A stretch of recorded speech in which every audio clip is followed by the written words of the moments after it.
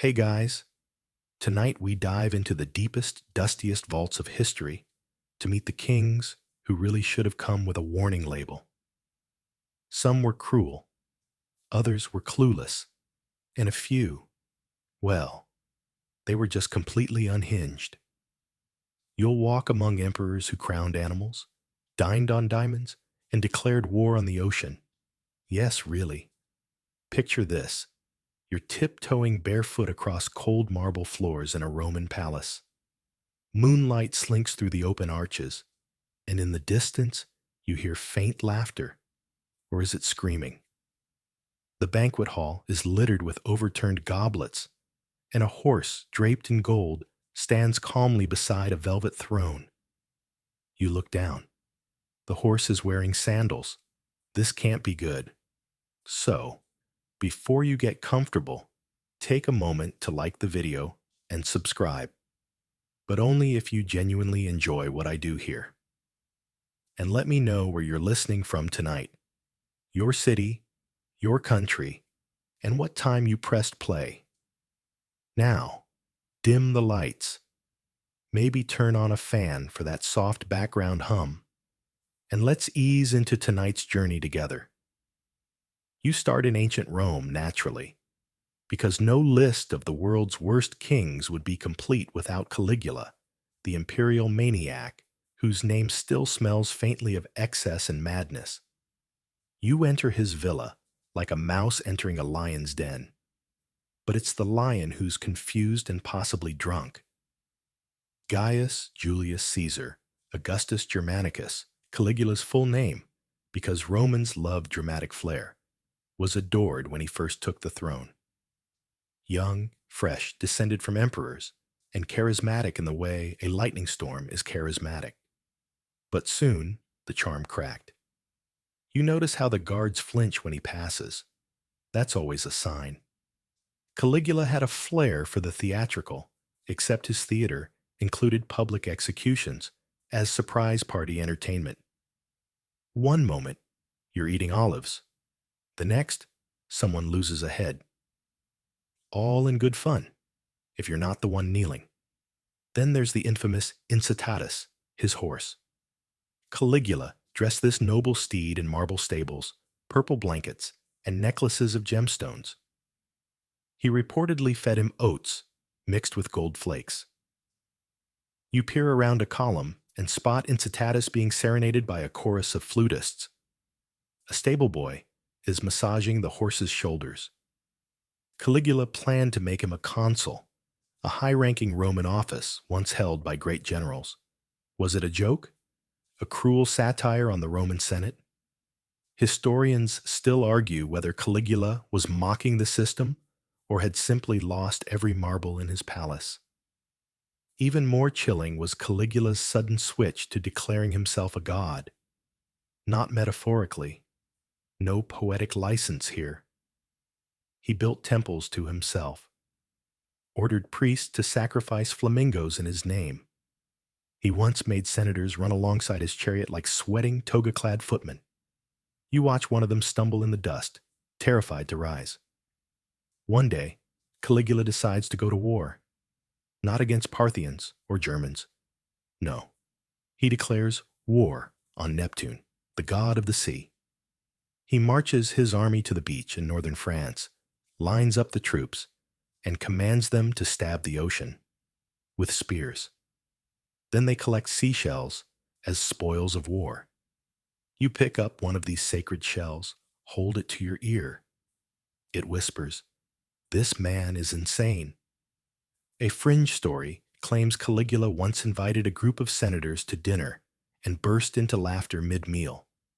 When asked why, he replied, "I could have all your throats cut right now, and no one could stop me."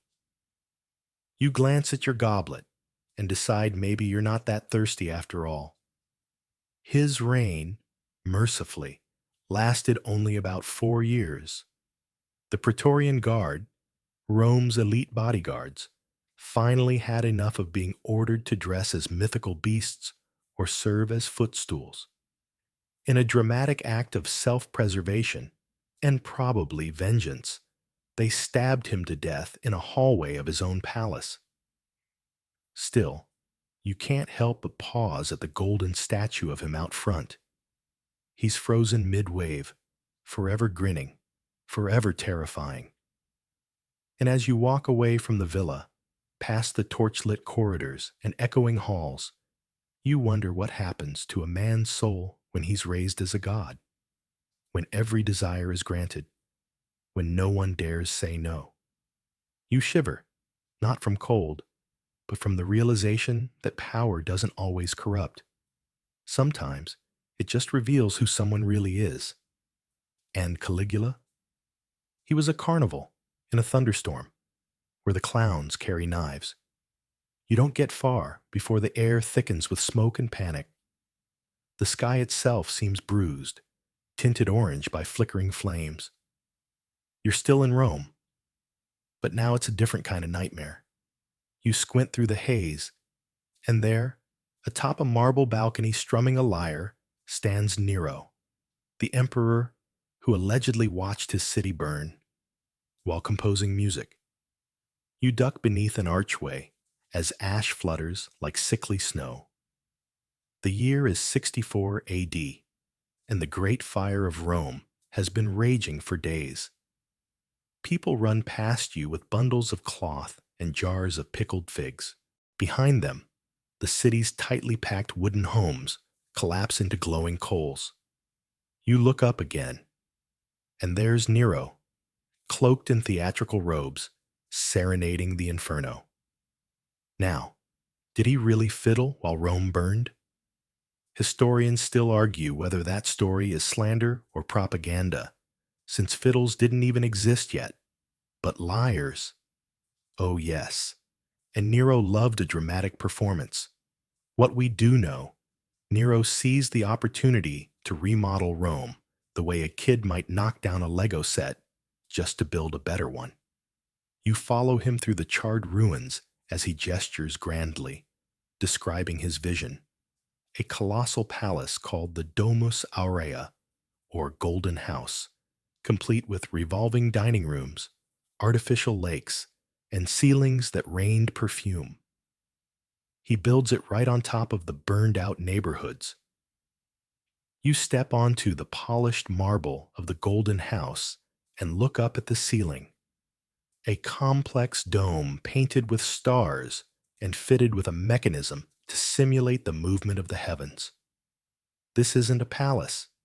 It's a fantasy. Nero doesn't just want to rule Rome. He wants to outshine the gods. People grumble, of course. Losing your home to make room for a golden waterfall tends to sour your loyalty. So, Nero, master of misdirection, finds a scapegoat, the Christians. You shudder as you witness torchlit executions in the gardens. Men and women wrapped in pitch and set ablaze to light Nero's path. It's the kind of cruelty that seeps into the soil. But Nero wasn't just a tyrant. He fancied himself an artist. You sit through one of his theatrical performances, hours long with no intermission, and absolutely no early exits allowed. People are said to have faked heart attacks just to leave the theater. You briefly consider the same before remembering this is just a bedtime story. Your seat is hard. The emperor's singing is worse, and you can't help but wonder if the punishment for snoring is exile or worse. One of the more peculiar details you stumble across. Nero once entered a chariot race in the Olympic Games. He fell off his chariot mid-race, but was still declared the winner. Why? Because he was the emperor, of course. Merit was optional. Flattery, however, was mandatory. He also dabbled in architecture, music, acting, poetry, you name it. And in true worst king fashion, he surrounded himself with yes-men who clapped on cue and pretended his mediocre verses were divine. But the empire grew restless. Famine hit. The treasury shrank. Rebellions began to stir, especially out in the provinces. Roman generals started wondering if they might enjoy sitting on that throne themselves. Nero grew paranoid, started executing rivals, then friends, then family. His own mother, Agrippina, was stabbed after surviving a booby-trapped boat he'd rigged to sink. You can still see the imprint of her sandals near the pier where she almost drowned. If Nero had a mother complex, it was made of daggers. Eventually, the Senate turned on him. Alone and panicked, Nero fled the city disguised as a slave. You follow his desperate footsteps through tangled fields and overgrown roads. He hides in a villa on the outskirts of Rome, asking a servant to dig his own grave in advance, because that's the kind of bedtime imagery we're working with tonight. Cornered and trembling, Nero utters his final famous words, "What an artist dies in me." Then, with a borrowed dagger, he ends it himself. The empire doesn't mourn. A statue topples. Someone finally opens the golden house to the public. Rome exhales. And yet, centuries later, Nero remains oddly fascinating. Was he just a bad ruler with a flair for drama? A misunderstood visionary crushed under the weight of an empire? Or was he exactly what happens when absolute power meets unchecked ego? You walk out of the ashes and into silence. Rome rebuilds behind you. The scent of burned cedar lingers in your hair. And in the distance, the faint twang of a lyre. You leave the soot-stained streets of Rome and find yourself in a quiet, echoing corridor lined with faded tapestries. The candles flicker strangely here, casting double shadows on the stone floor. Something feels off. You tighten your cloak. The torches are lit, but no one seems to be home. Then you see him. A thin man in royal robes walks slowly past, carefully avoiding a column. He holds his arms out stiffly, eyes wide with the terrified focus of someone who believes, completely, that he might shatter if touched. This is Charles VI of France, known in the history books as Charles the Mad. And you, unfortunately, are sharing a palace with him. You try not to breathe too loudly. He wasn't always like this. When Charles took the throne at just 11 years old, France had already been beaten bloody by the 100 Years' War. He was bright, handsome, and full of hope. Or at least, that's what the royal portraits tell you. But as the years passed, the crown became heavier. And then something cracked. The first time it happened, he was riding with his men through a forest in the blistering heat. Suddenly, without warning, he drew his sword and attacked his own knights, slashing wildly and screaming about traitors. His eyes were blank, empty. He collapsed afterward and slept for hours. Everyone tried to explain it away as sunstroke. But it wasn't the sun. It was something deeper. Soon, Charles became convinced his body was made of glass. Not metaphorically. He genuinely believed that one fall, one bump, and he would shatter into 1,000 glittering shards. He wore iron rods sewn into his clothes to prevent sudden movement. You watch him shuffle through the hall like a fragile ghost, flinching if anyone approaches. There's a courtier nearby holding a feather pillow, not as a gift, but in case the king stumbles. This is how France was governed for years, very, very delicately. Historians still argue whether Charles suffered from schizophrenia, bipolar disorder, or another neurological condition. Medical vocabulary didn't stretch far enough back then. To most people in the court, he was either cursed, bewitched, or simply mad.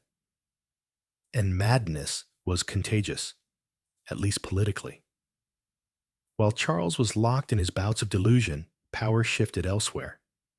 His wife, Isabeau of Bavaria, and his brother, Louis of Orleans, ran the kingdom behind heavy curtains, Factions formed, plots brewed. The seeds of civil war were planted in silence. You hear whispers echo down the hall. Armagnacs, Burgundians, names of factions, families torn between loyalty and ambition. As Charles wandered his palace, murmuring to himself, France fractured in slow motion. One particularly bizarre story. You can't quite believe your ears, but here it is. During one of the royal masquerades, Charles and his companions dressed as wild men for a Burning Men dance. Someone's torch got too close, and the king's costume, made of flax and pitch, burst into flames. Men screamed. One died. Charles survived only because a quick-thinking noblewoman threw her skirts over him.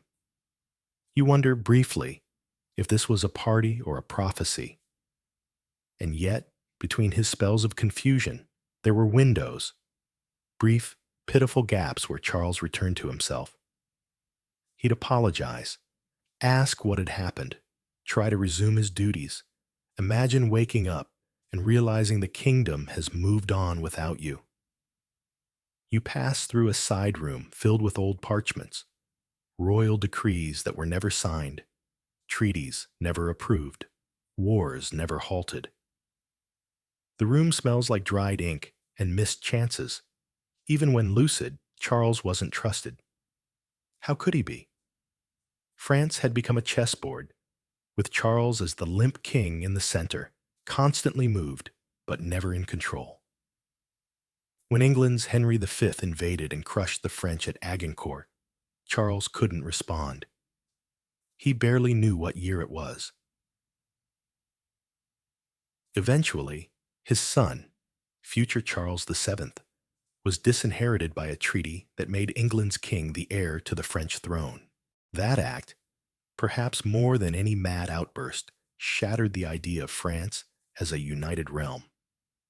In a quiet corner of the palace garden, you find Charles again.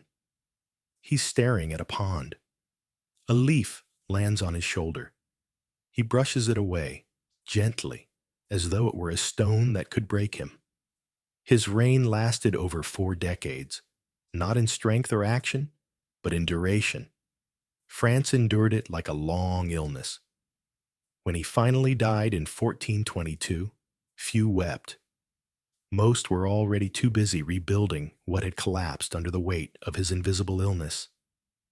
You leave the garden, stepping carefully, as if you too might break. You barely notice the seasons change around you as you cross the thick forests and snow-slick rivers of medieval Russia. The land grows colder, quieter, and more brutal the deeper you travel. Birds fall silent. Villages look half frozen even in midsummer. You arrive at a massive stone fortress, the Kremlin, and step through its iron gates. Inside waits a man with eyes like obsidian and a crown that seems far too heavy for his thin frame.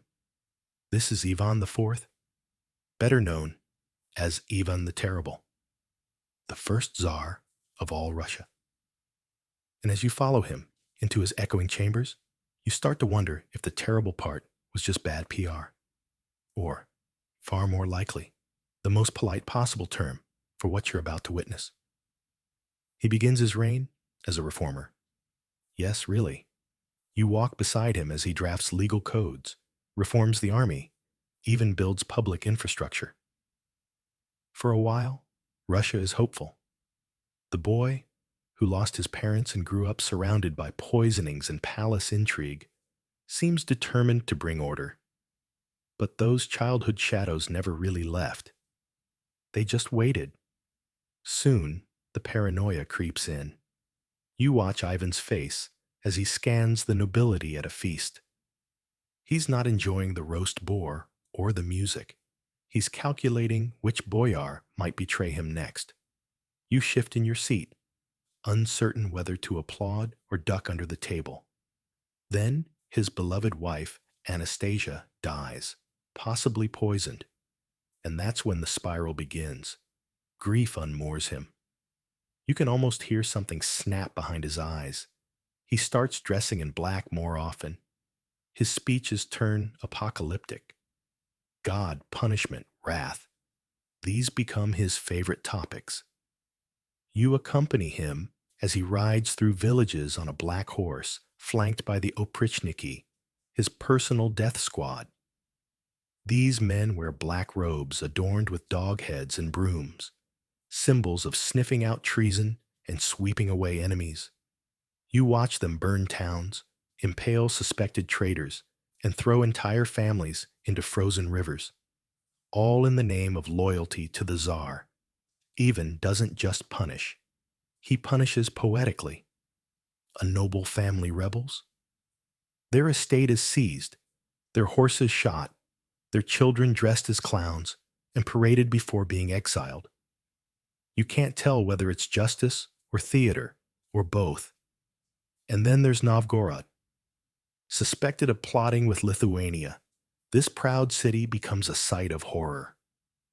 You stand at the city gates as Ivan and his men sweep in. For 5 long weeks, they systematically torture, drown, and execute thousands. Entire neighborhoods are razed. The river overflows with the dead. Historians still argue whether the numbers were exaggerated by chroniclers, or if they fell short. Amid this horror, you catch glimpses of Ivan's strange duality. He writes sermons, pens letters full of philosophical musings, and asks whether true rulers must rule through fear. He even debates theology with foreign monks. It's all very introspective for a man who also enjoyed feeding people to bears. There's a famous and heartbreaking moment you can't look away from. Ivan, enraged during an argument, strikes his own son, the heir to the throne, across the head with his royal staff. The young man falls. Blood pools on the stone floor. The Tsar collapses beside him, weeping. You hear Ivan repeat, over and over, "I've killed my son. I've killed my son." In that moment, you see the man behind the crown. Not a monster, not a demon, just a broken human being who couldn't stop himself. After that, Ivan softens, slightly. He becomes even more religious, paranoid, withdrawn. He consults astrologers and scribes' prophecies. He builds cathedrals shaped like flames and prays alone in echoing halls. One quirky footnote: Ivan once sent a marriage proposal to Elizabeth I of England. You smile at the thought of that royal courtship. She never agreed, of course, but you imagine the diplomatic letters were interesting.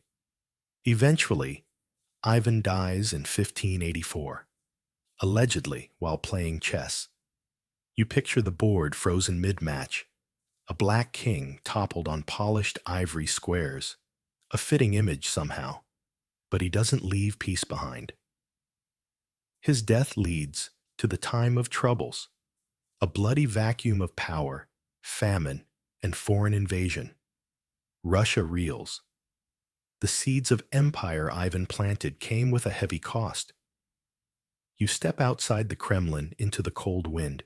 His shadow stretches long across the snow, a warning carved in frost. Even reformers can become tyrants, especially when their ghosts walk beside them. The frost recedes. The air grows lighter, touched by alpine winds and the soft rush of waterfalls. You blink, and suddenly you're standing before a castle pulled straight from a dream, or maybe a fever dream. Turrets spiral into the clouds. Swans drift across man-made lakes. Every stone seems to whisper a lullaby, though none of it makes much sense. Welcome to Bavaria, and welcome to the mind of Ludwig II, the so-called Mad King of Bavaria. You step inside Neuschwanstein Castle, where everything smells faintly of lavender and plaster. Golden chandeliers hang like upside-down forests, and the walls are covered in murals of knights, dragons, and melancholy maidens. This isn't a royal residence. It's a fairy tale, fossilized in stone. You half expect to see Cinderella sweeping a marble floor, Ludwig doesn't greet you right away. He's upstairs, lost in opera. Yes, opera. Specifically, Richard Wagner, the German composer whose sweeping epics were Ludwig's obsession. You walk through chamber after chamber, decorated not with family crests or military victories, but scenes from Tristan and Isolde, Parsifal, and Lohengrin. In one, the ceiling is painted like a medieval sky. In another, a mechanical swan slowly rotates on a platform. This is what happens when a romantic soul gets absolute power and a very generous budget.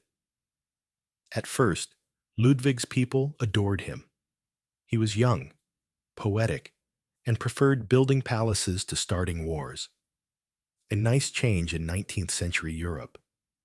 But while other rulers focused on politics, Ludwig was busy drawing architectural sketches by candlelight and throwing midnight picnics in the mountains. You sit beside him one evening as he dines alone, dressed in 18th century silk, reading aloud from Goethe while a servant plays harp in the corner. And then comes the bill. The castles pile up. Not just Neuschwanstein, but also Linderhof and Herrenchiemsee, each more extravagant than the last. Linderhof includes a Venus grotto, an artificial cave with colored lighting and a swan-shaped boat.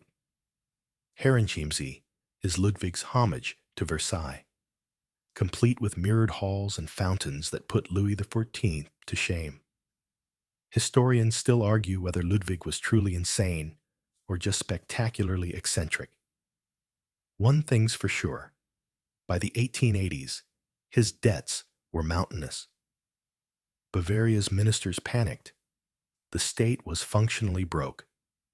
The king, meanwhile, kept writing dreamy letters to Wagner and ordering more crystal chandeliers. You wander through his private chambers, gilded, glowing, untouched by politics. Ludwig increasingly withdrew from reality. He slept during the day, rode through the Alps by moonlight, and issued royal decrees from a boat in his dining room. Yes, really.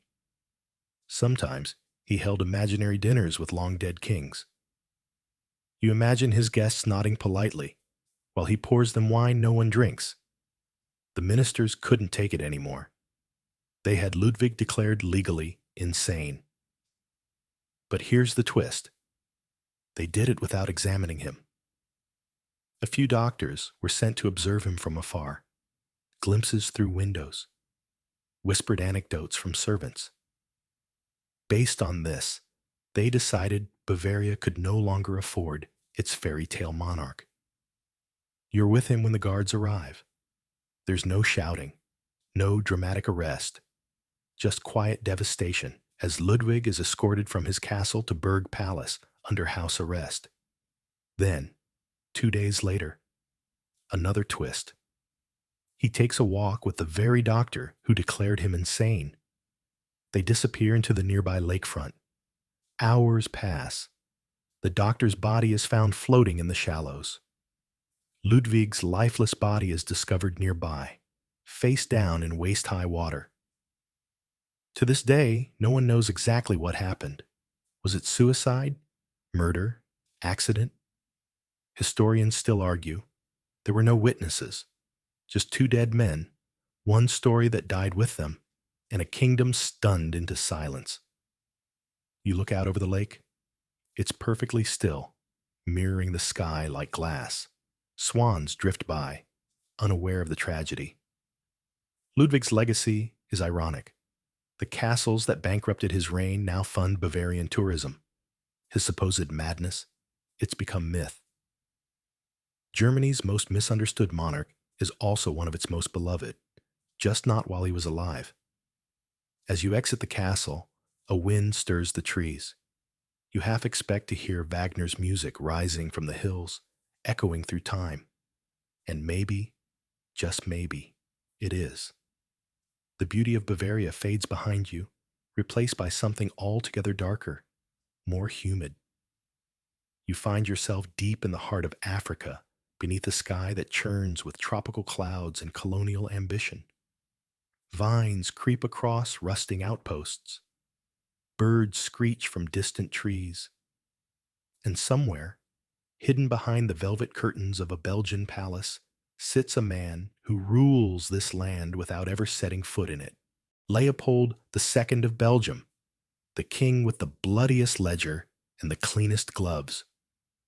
You walk beside him not through jungle paths, but through a maze of paperwork, deeds, ledgers, maps drawn with sweeping lines and arrogant strokes.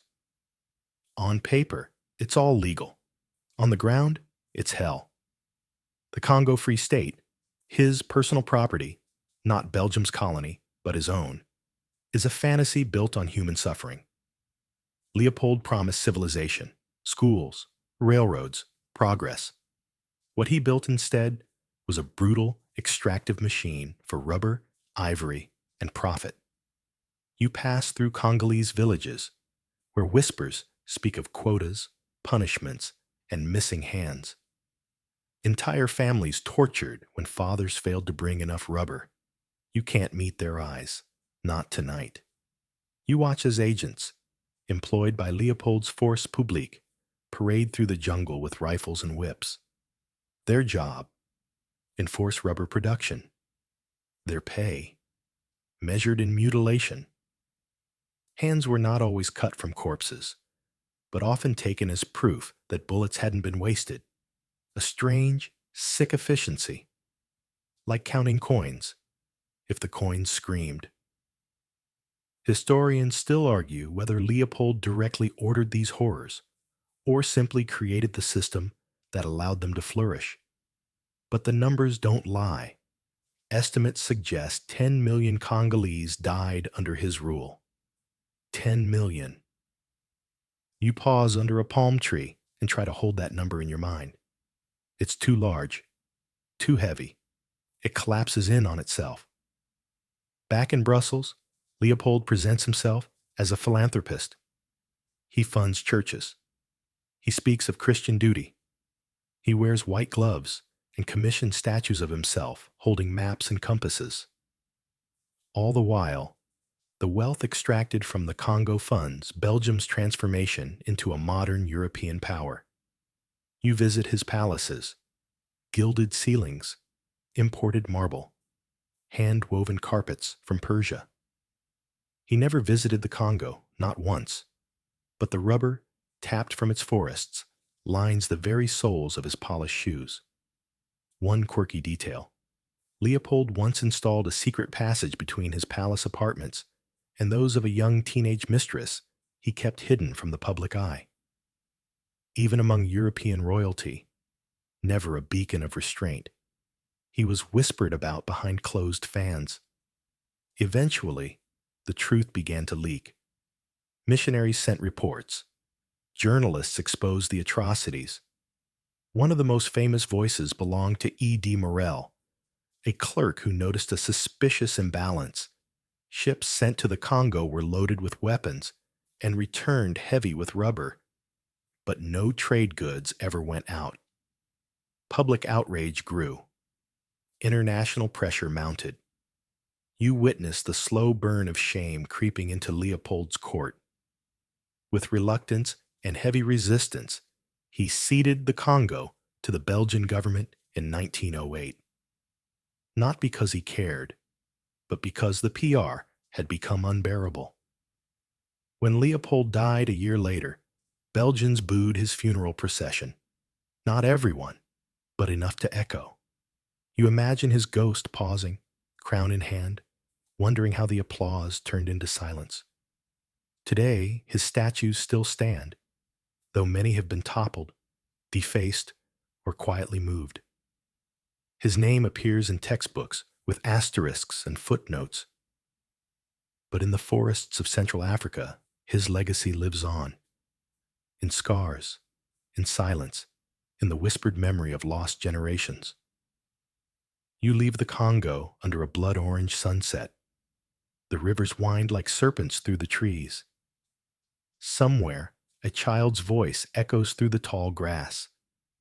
You don't know if it's real or just your conscience waking up. The king is dead. The damage is not. The tropical heat gives way to damp English mist. You shake off the humidity and find yourself standing ankle-deep in mud on the edge of a marshy field, watching a caravan of grumbling nobles haul themselves toward a tented pavilion. Their robes are soaked. Their boots are caked in grime. Their patience, much like the kingdom, has completely run out. At the center of this mess sits King John of England, a man so reviled that no English monarch has ever dared take his name again. If you're expecting a noble king with a lion heart, you're about 100 pages too deep into the wrong fairy tale. That was his brother, Richard. John? He's the one who stayed behind and lost the kingdom. Not just once, several times. Even as a child, John had a knack for landing in the middle of other people's disasters. His nickname was Lackland, not a title, but an insult. As in, this one's not inheriting anything. When he finally wrangled the throne after Richard's death, he inherited an empire stretched thin and held together with bribes, blackmail, and sheer exhaustion. You follow him into a royal hall, where scrolls, debt ledgers, and threats are piled high. John is hunched over a desk, scribbling out fines, taxes, and punishments with all the grace of a man carving insults into stone. He invents new ways to squeeze money from his barons. He sells positions. He charges widows to remain unmarried. He even forces nobles to pay to inherit their own estates. One fringe story says he once imprisoned a noble's wife and starved her to death as leverage. You walk past a cold cell and feel the stone walls close in. But John doesn't stop at financial cruelty. He manages to lose Normandy, the jewel of the English crown in France, through a series of spectacular military failures. His incompetence on the battlefield is so embarrassing, even his mercenaries stop pretending to try. And then, there's the church.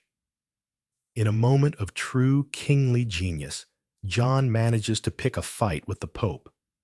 When Rome appoints an archbishop John doesn't like, he simply refuses to accept him. In retaliation, Pope Innocent III places England under interdict, a religious lockdown. No baptisms, no funerals, no mass. It's like spiritual Wi-Fi being cut off. Eventually, the Pope excommunicates him entirely.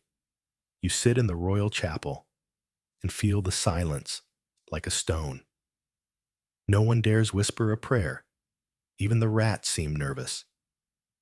Panicking, John performs one of the most dramatic flips in royal history. He literally surrenders the entire kingdom to the Pope, declaring England a papal fief and paying tribute to Rome.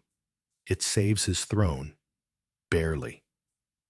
But his barons, they've had it.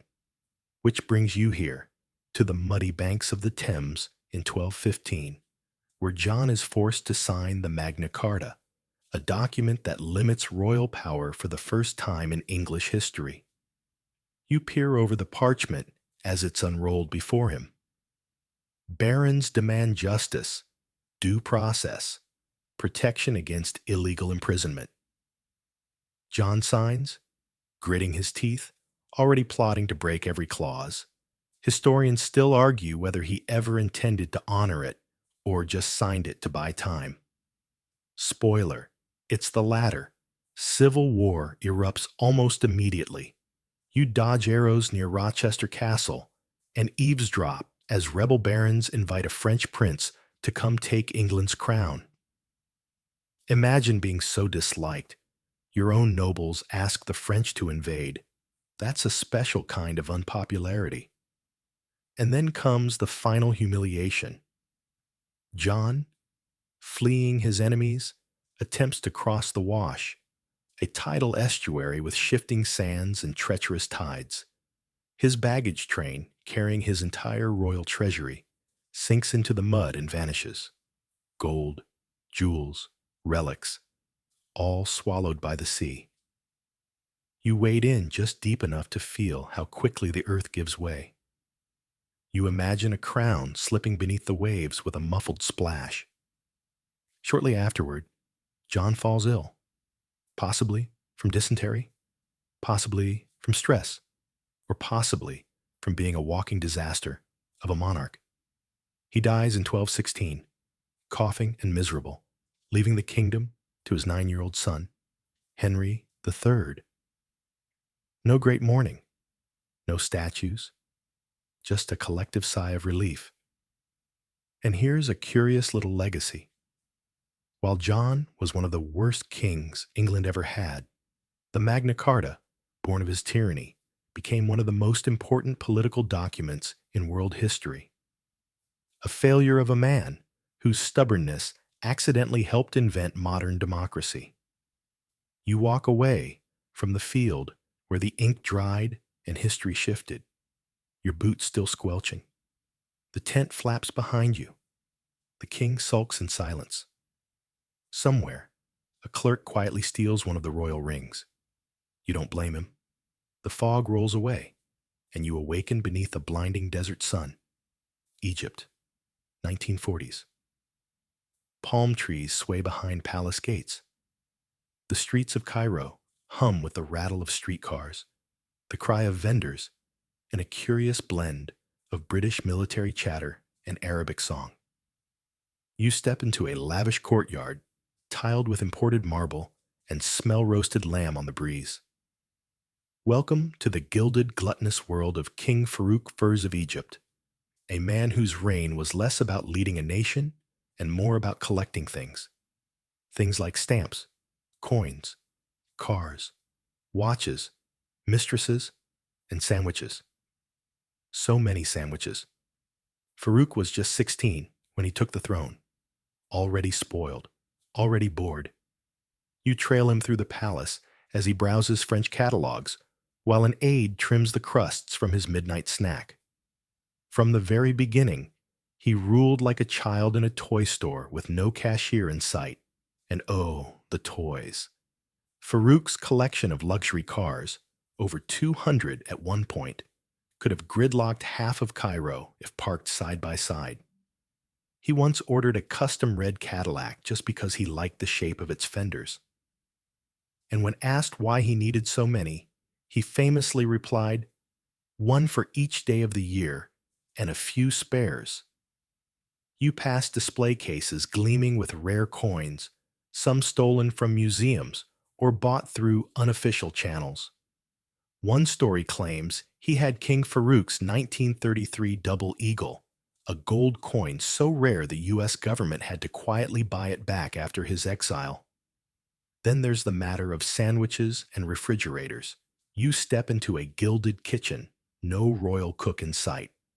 Just Farouk, rummaging in the cold, stuffing his robe pockets with salami and pickles at 3 a.m. One palace guard recalled how the king raided fridges like a raccoon in royal silk. Despite the lavish spending, Farouk styled himself a man of the people. In public, he'd drive through the streets waving from his car, throwing coins to children, sometimes real money, sometimes not. He once declared he wanted to be the laughing king, not the weeping king. You're not sure anyone else was laughing. And when World War II arrived at Egypt's doorstep, Farouk's behavior became even stranger. He refused to turn off palace lights during air raids because he thought it was bad luck. British generals begged him. He didn't budge. He also ordered British troops to leave the palace via the servants' entrance, a move that nearly cost him the throne. The Allies needed Egypt. They tolerated Farouk, barely.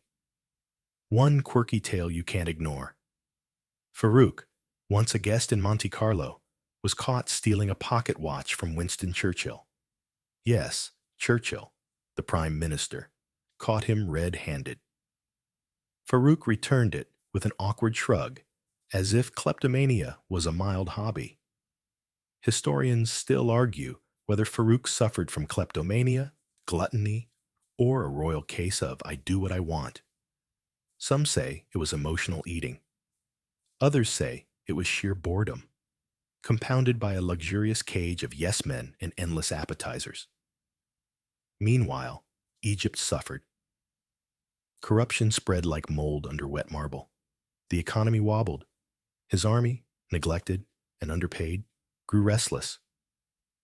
The people, still under British influence and plagued by inequality, whispered louder with each passing year. Eventually, in 1952, the whispers became a roar. The Free Officers Movement, led by Gamal Abdel Nasser, staged a coup. No grand finale, no palace siege, just a quiet knock on the door. Farouk was offered one graceful exit, abdicate, and leave. He agreed, but not before throwing a farewell party. You watch the bloated monarch wave from the deck of a yacht.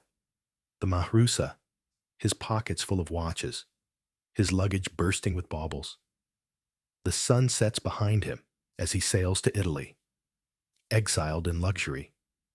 He would live the rest of his days in Rome, eating extravagantly, growing even larger, reportedly over 300 pounds, and occasionally boasting to waiters, I used to be king, you know. He died of a heart attack in 1965, collapsing over a plate of oysters and roast lamb. Some say he was on his fourth dessert. You sit quietly at the empty Egyptian palace table, surrounded by echoes of silver cutlery and the faint ticking of unreturned watches. The throne is gone, but the crumbs remain.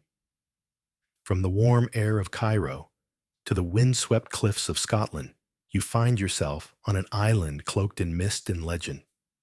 The waves crash against jagged rocks like they're trying to claw the land away. And somewhere behind a gray curtain of rain, a figure stands at a castle window, brooding. Always brooding. This is Mary, Queen of Scots, a monarch whose life was less a reign and more a never-ending episode of a high-stakes soap opera. Lovers, betrayals, secret plots, and a suspicious explosion or two. Mary's story has everything except, perhaps, good judgment. You follow her through the corridors of Holyrood Palace, where the air smells faintly of damp stone and candle wax.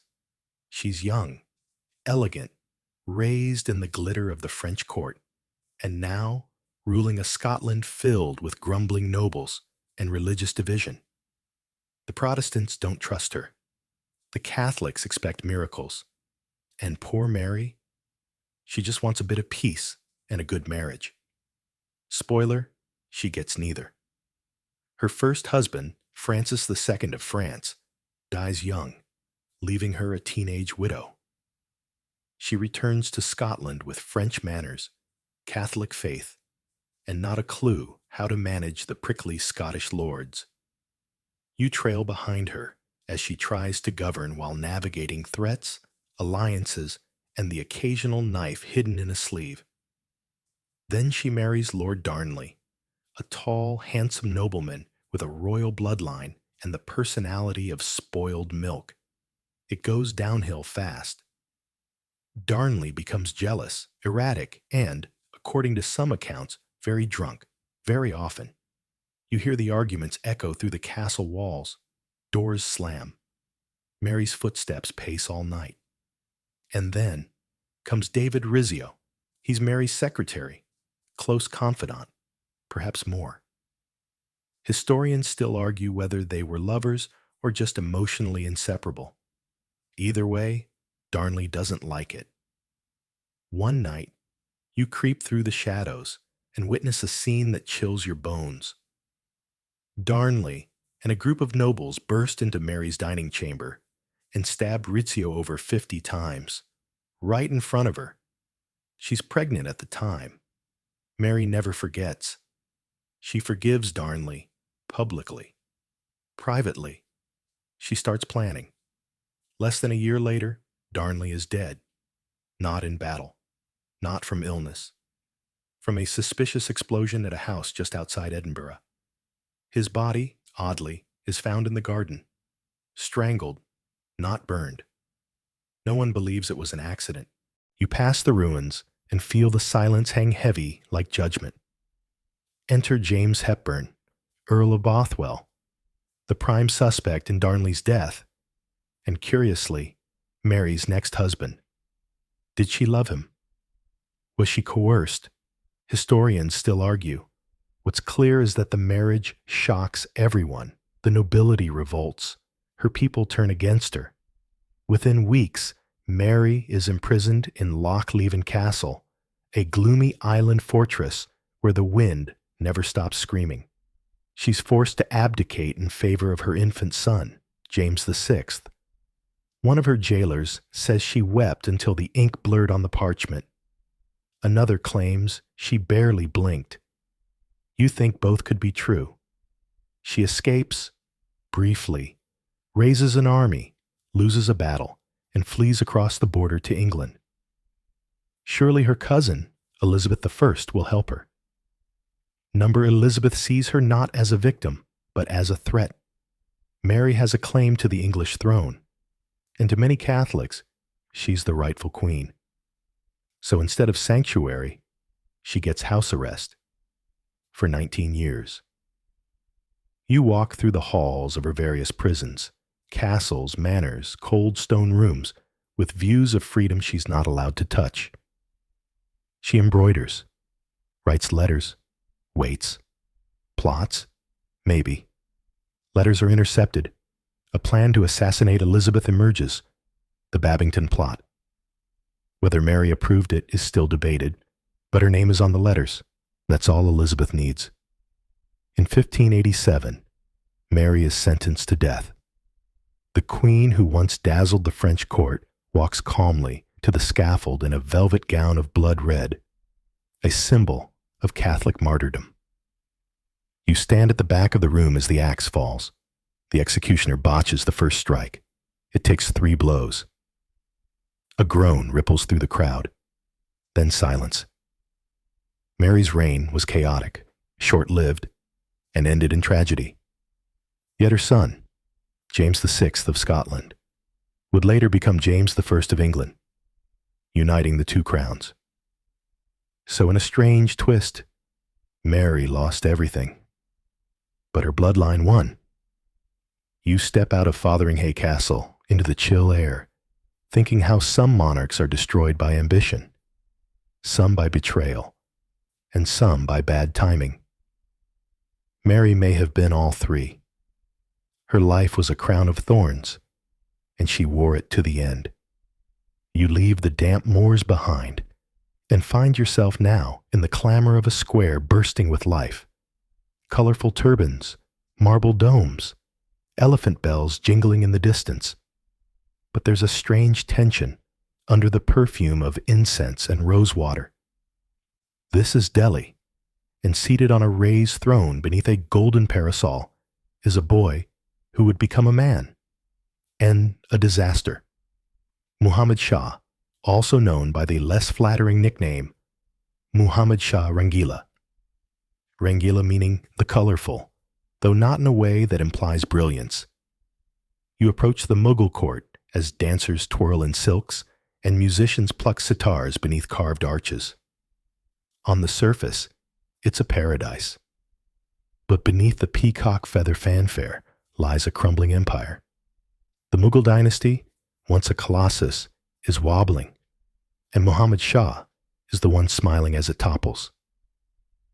He came to power in 1719, young and full of potential. You walk with him through palace gardens as poets recite couplets and the air hums with art. But instead of steadying the empire, Muhammad Shah loses interest in ruling. He loves music, women, perfume, paintings. He really loves mangoes. Governing? Not so much.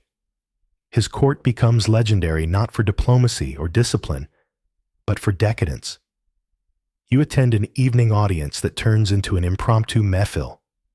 Dancers sway, wine flows, and the emperor applauds with jeweled fingers, seemingly unaware that regional governors are quietly declaring independence like falling dominoes. Historians still argue whether Muhammad Shah was personally incompetent or just deeply unlucky. Either way, the results were tragic.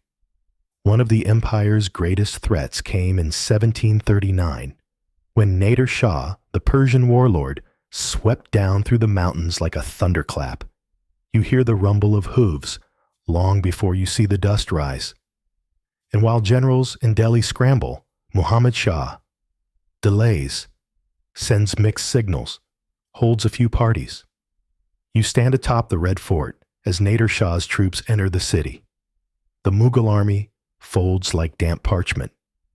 And then, the real horror begins. The sack of Delhi is one of the most brutal chapters in Indian history. For hours, no, days, Persian troops slaughter civilians. Blood flows in the streets like spilled dye. Shops are looted. Palaces gutted. Nader Shah sits on the peacock throne, glaring. You catch a glimpse of the famous Koh-i-Noor diamond, taken from Muhammad Shah's turban, like candy from a sleeping child. Some say as many as 30,000 people were killed. You pause under a crumbling arch and try not to breathe. The scent of fire is still here. And where is Muhammad Shah? Sitting quietly in his quarters, having agreed to hand over not just the city's treasures, but India's very dignity. The Mughal Empire never recovers. The treasury is gutted. Confidence in the monarchy? Eviscerated. But life in the palace goes on, strangely enough. You join him again years later as he watches a puppet show. A small dog in a turban walks across a miniature stage. The emperor laughs so hard he nearly falls out of his chair. His reign continues, somehow, for nearly 30 years. One courtier remarks that his endurance is miraculous, like a candle in a windstorm that refuses to go out, only to flicker more pitifully. You sit beside the emperor as he composes verses under moonlight, all the while ignoring reports of revolts, tax rebellions, and invasions. And here's a fringe tidbit. Muhammad Shah was the first Indian ruler to introduce Urdu as the court language.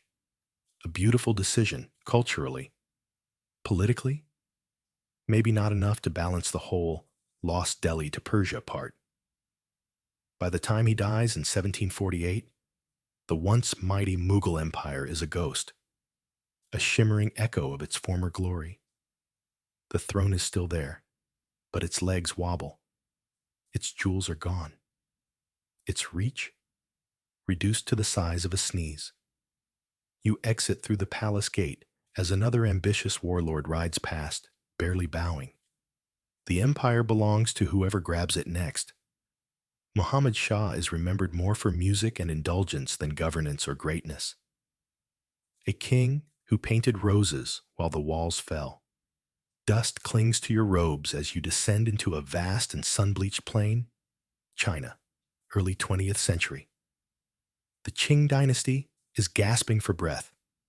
The old empire cracking beneath the weight of modernity, colonial pressure, and internal decay. Amid the golden dragons and red silk, a boy with a shaved head and solemn eyes sits on a throne far too large for him. This is Puyi, the last emperor of China, crowned at just 2 years old and deposed before his feet could even touch the palace floor. You step into the forbidden city, where time is frozen like lacquer on a painted screen. It's 1908, and China's imperial machine is sputtering. The Dowager Empress Cixi has just died, and in a frantic bid to control succession, she names her grandnephew, toddler Puyi, as emperor. You watch as he's plucked from the nursery and placed on a throne that has ruled over hundreds of millions. His cries echo in the silent throne room. He doesn't understand, of course. How could he? The next few years are a bizarre play, performed for no audience. Puyi reigns over nothing. The actual power lies in the hands of scheming regents and warlords. Outside the Forbidden City, revolution is brewing. The people are restless.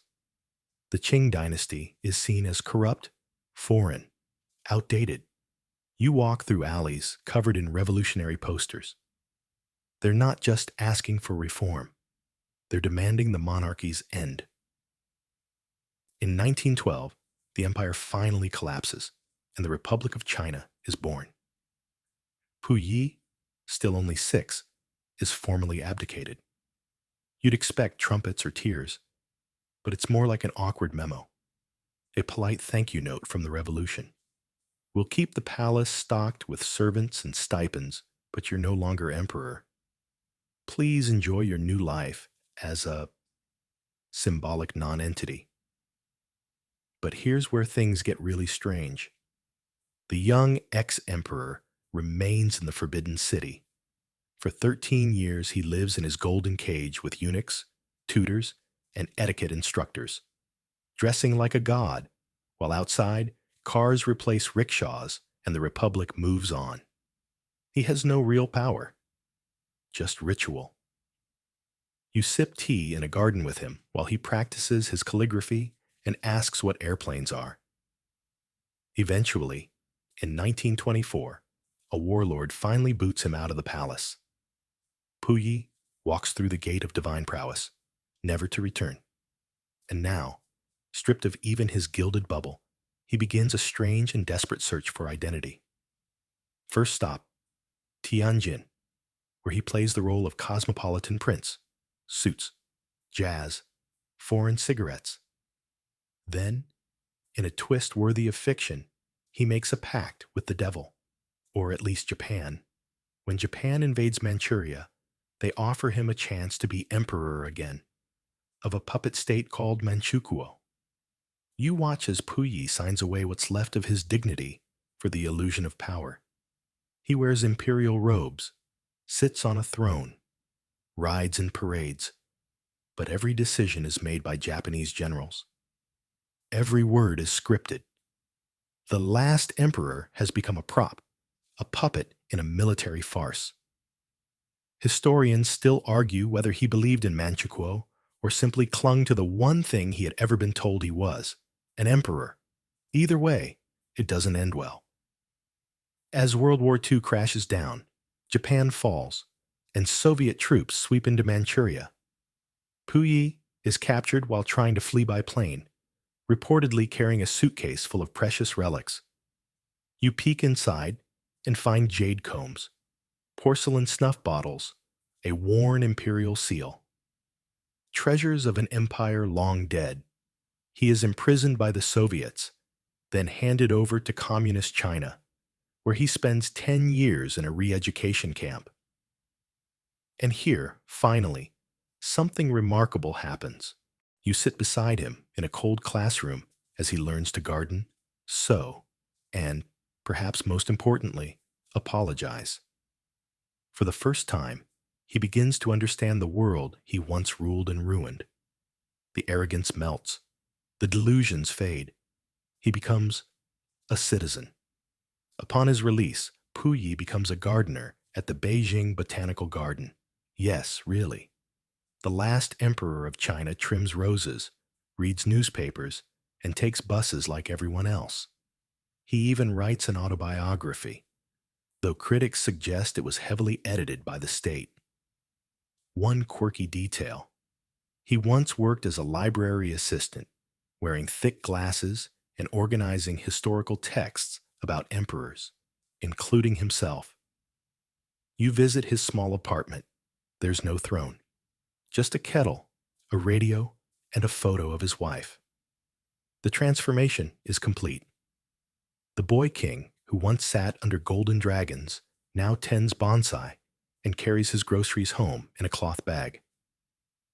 Puyi dies in 1967, largely forgotten by a country that had moved so far from monarchy, it might as well have been a dream. A documentary voiceover might call him a tragic figure. But sitting quietly in his final days, he was perhaps finally free. You exit the gardens under a canopy of green thinking how empires die not with war, but with silence, and how sometimes even the worst kings don't fall. They just fade. You step softly now through shadows and candlelight, into a long marble corridor hung with tapestries of lions and coats of arms. The flickering glow dances on gold leaf, and the air feels heavy, like a storm waiting to break. This is Spain, 16th century, and you've come to meet a king who prayed more than he governed, ruled an empire where the sun never set, and watched it all unravel while pretending otherwise. Welcome to the world of King Philip II, architect of cathedrals, micromanager of doom, and the man whose empire was so vast it eventually collapsed under its own pious weight. You find him deep in the granite halls of El Escorial, the massive palace monastery mausoleum he had built outside Madrid. It's cold, severe, almost monastic, like someone tried to design a cathedral using only gray stone and gilt. He sits there, surrounded by paperwork, always paperwork. You glance at the stack: land disputes in Peru, a rebellion in the Netherlands, requests for more ships. He signs everything himself. Philip is the kind of king who doesn't believe in delegation. You watch as he obsessively annotates reports in tiny handwriting, scrawling notes in the margins like a fussy accountant. No detail is too small, not even shoe imports from Milan. And yet, despite his control freak energy, everything is spinning out of control. Let's start with the Netherlands, a wealthy, independent-minded region, Protestant, and deeply annoyed by Philip's Catholic fundamentalism and centralized micromanagement. You follow him as he sends in troops to pacify the situation. Spoiler: it goes very, very badly. What follows is decades of bloodshed, known as the 80 Years' War. You listen in on a meeting where advisors beg Philip to offer compromise. He responds with a shrug and a prayer. One account suggests he believed he'd rather lose the Netherlands entirely than rule it without religious unity. Eventually, he loses most of it, just as he feared. Then there's England.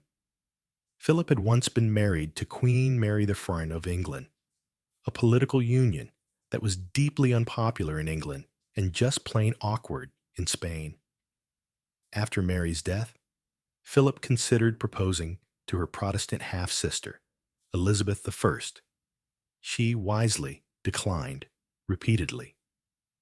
What follows is one of the most famously doomed military adventures in European history, the Spanish Armada. You stand on the rocky coast of Calais in 1588 and watch as Philip's mighty fleet, 130 ships strong, is scattered by English fire ships and then obliterated by storms. Cannons thunder, sails rip like parchment, and the sea seems to join the English in rebellion. The invincible armada limps home, battered and humiliated. Historians still argue whether Philip believed the loss was divine punishment or divine testing, and he never learns.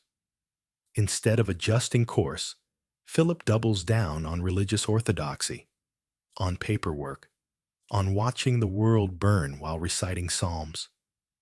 You step into his private chapel, where he kneels for hours, whispering Latin prayers for victories that never come. Meanwhile, back in the New World, Spain is bleeding wealth. Gold and silver pour in from the Americas, and yet inflation spirals. The poor get poorer. Wars drain the treasury. 3 separate bankruptcies under Philip's rule. You sift through the financial ledgers and see numbers that don't just fail to add up, they implode.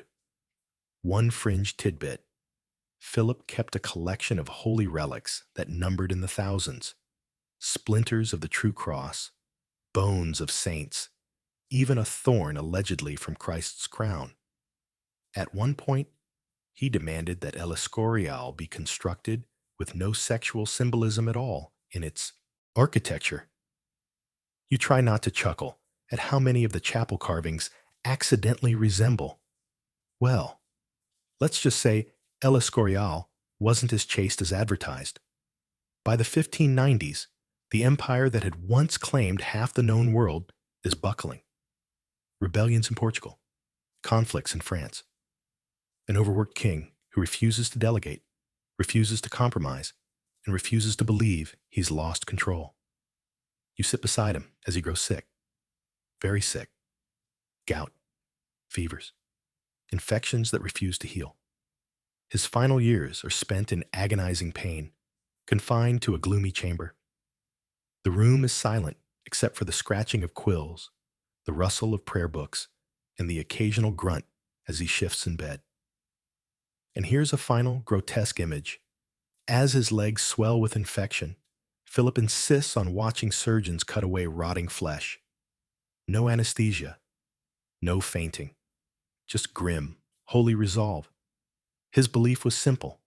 Suffering was purification. He dies in 1598, still convinced that his wars were righteous, his losses tests from God, and his faith unshaken. Spain would limp on without him, but the cracks had widened into chasms. His son, Philip III, inherits not just a crown, but an empire wheezing under debt, enemies, and divine overconfidence. You step away from his bedchamber and out into the stone courtyard of El Escorial. The sky is overcast. A single crow circles the tower. The empire hasn't fallen, not yet, but the wind carries a smell like rain and ruin. The crow disappears into the gray sky as you step gently across the tiled floor of El Escorial one last time. The heavy doors close behind you with a quiet groan, as though even the palace itself is exhaling. You're tired now, more than tired, really. Not just from the walking or the watching, but from carrying the weight of these kings, their crowns, their chaos. The night settles in. You pass through a landscape of thrones that feel more like traps, of palaces built like prisons, of monarchs crowned not in glory, but in burden. You've walked through blood-soaked jungles, perfumed corridors, and freezing castle keeps. And through it all, you've seen the same thread again and again. How power, when worn without wisdom, can crush the one who wears it, and everyone else too. Each king thought they were chosen, untouchable, permanent. But now their names echo mostly through ruins, dusty books, and bedtime stories told with just a touch of disbelief. Their statues crack in the rain. Their coins lie in museum drawers. Their ambitions, grand as they were, have crumbled into little more than cautionary tales. And here you are, safe, softly wrapped in the dark, the noise of their failures receding like footsteps down a long hall. So take one more breath, a little deeper now. Let your shoulders sink. Let your eyes drift to half closed. Out there, the world keeps turning. Crowns are still given. Mistakes are still made. But for now, none of it concerns you. Tonight, there are no taxes to pay, no empires to save, no revolutions to flee, just the quiet hum of your room, the cool sheet against your skin, and the comforting truth that you are not royalty. You are free. Sleep well. End of script. Sweet dreams.